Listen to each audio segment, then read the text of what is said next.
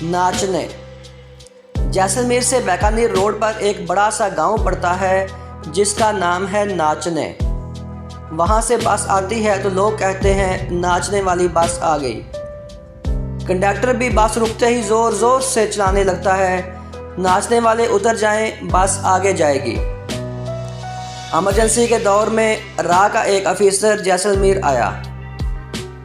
रात बहुत हो चुकी थी, वो सीधा थाने ही पहुंचा और ड्यूटी पर मामूर एक सिपाही से पूछा, दरोगा कहाँ है?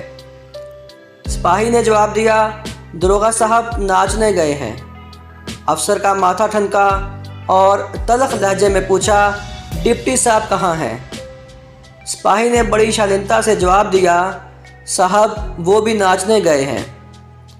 अफसर मसूफ को लगा कि शायद सिपाही अफीम के नशे में है। उसने एसपी की रहायशगाह पर फ़ोन किया।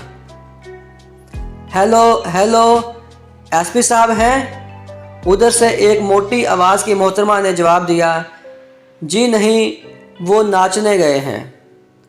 अफसर का दिमाग ख़राब हो गया।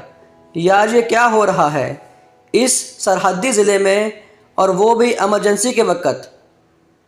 पास खड़ा मुंशी ध्यान से सुन रहा था तो वो बोला, साहब दिल्ली से आज कोई मिनिस्टर नाचने आए हैं, इसीलिए सब ऑफिसर लोग भी नाचने गए हैं।